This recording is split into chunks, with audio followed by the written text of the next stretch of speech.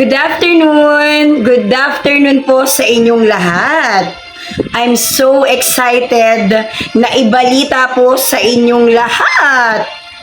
Naka-set up na po ang aking in-stream ads. Hindi ko alam kung ano yung mararamdaman ko, no? Pero alam niyo yun, yung kinikilig ka, na parang, Lord, this is it. Ito na yung iniintay ko. Na alam ko na talaga namang pinagpuyatan ko ng sobra, talagang pinursige ko, no? Actually, nagseryoso ako dito last August. Last month, sinabi ko talaga doon, nagdeklara ako na talagang siseryosoin ko na to, ipagpapatuloy ko to, even though nag-isip ako na tumigil. Pero alam mo yon, nagpatuloy talaga ako dahil naisip ko na bakit nga ba ako titigil? Nasimulan ko na. Kaya naman gusto ko pong magpasalamat sa inyo ng aking buong puso. Maraming salamat po sa lahat na nag-follow po sa akin. Unang-una syempre si Lord. Si Lord kasi yung nagbigay sa akin ng guidance, kaya ako to pinagpatuloy. Pangalawa, of course, sa aking napaka-supportive na asawa. Daddy, salamat sa support mo. Alam ko, nung una, ayaw mo, pero nakita mo na nandito yung joy ko, na gusto ko yung ginagawa ko, kaya naman sinuportahan mo ako.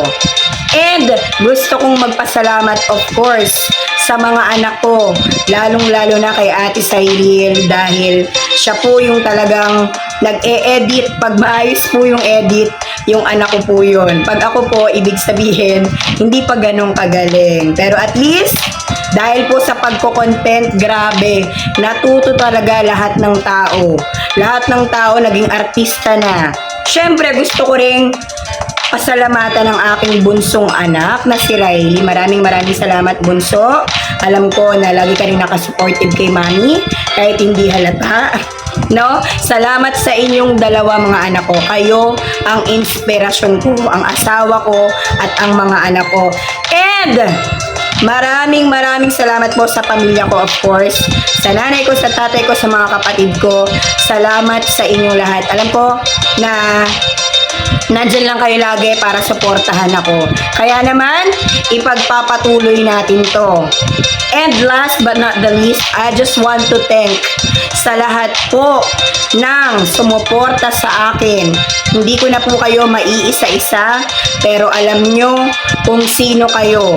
Maraming salamat po sa mga kaibigan ko, sa kumare ko, sa mga bago kong followers, sa mga reseller ko ng mga bags. Maraming salamat sa inyo. Even sa aking mga basher, maraming salamat. Dahil kung hindi kayo nag-review, hindi makukompleto ang aking 60,000 minutes of views. And syempre, gusto kong magbigay sa inyo ng some advice kung paano ko ba ito nagawa. Okay, paano ko nga ba na-reach ang aking 60,000 minutes of views ng aking in-stream ads? Unang-una po, dapat po meron kayong tinatawag na consistency. Ano po iyon? Araw-araw, just make sure po na meron kayong na-upload. Pag hindi reels, just make sure na meron kayong long form video. I'm sorry po kung ipiyok. Yun, kaya wag nyo pong kakalimutan, lagi po kayong mag-upload ng inyong reels and ng inyong long form video. Pangalawa, dapat po ang ina-upload nyo ay authentic. Ano po ibig sabihin ng authentic? Yung ikaw talaga, yung totoong ikaw. Wag po na magpapanggap ka para lang makapag-upload ka. Dahil makikita po ng ating mga viewers kung ano talaga ang nilalaman ng puso mo. Kung totoo po ang mga pinopost nyo. Pangatlo, dapat po mahal. Love nyo po ang ginagawa nyo. Kasi kung hindi nyo po mahal ang inyong ginagawa, wala pong mangyayari sa mga ina-upload nyo. Makikita din po ni Lord kung kayo ba ay minamahal nyo ang talagang mga ginagawa nyo sa pag-upload nyo ng inyong mga videos. Okay? Pang-apat, dapat po may makabuluhan. Ano ibig sabihin ng makabuluhan? Dapat po meron man lang pupukaw sa kanilang mga puso or meron pong makukuha na advice or matutuwa sila talaga sa inyong mga ina-upload. Huwag po basta-basta lang ang i-upload nyo. Pwede nyo po itong pag-isipan, isulat nyo muna, yan lagi ko sinasabi para hindi nyo po nakakalimutan. Lalong-lalo na po sa mga kananayan na katulad ko. Dahil hindi naman pwede, puro ka lang Reels and Facebook, tama ba? Dapat po, bago kayo gumawa nun, just make sure na nagawa nyo na ang mga gawain nyo sa bahay. Even yung mga ginagawa nyo para sa mga anak nyo or sa mga mahal nyo sa buhay. Kaya po, isulat nyo muna para hindi nyo po makalimutan. Ayan, pang-5. Ito, pinaka-importante to. Wag na hindi kayo magsusupport sa bawat isa. Bakit po?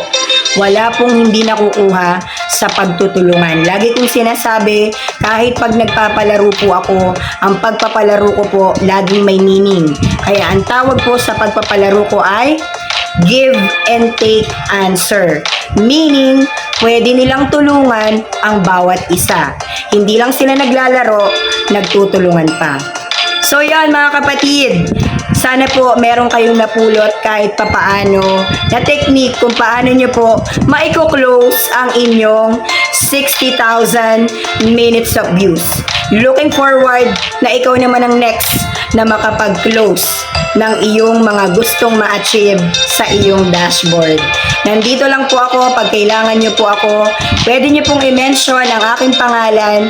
Pwede ko po kayong i-share sa bawat alam ko na group para makatulong din po sa inyo.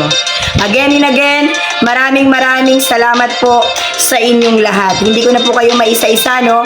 Pero sobrang saya po ng puso ko, umaapaw po. Dahil yung pagpupuyat ko at paghihirap ko po, no, talagang nagbunga na. Hindi po siya madali. Yun ang totoo. Hindi po siya madali. Mahirap po siyang gawin. Pero, kayang-kaya niyong gawin basta't magtulungan po kayo at huwag kayong maglaglagan. Okay?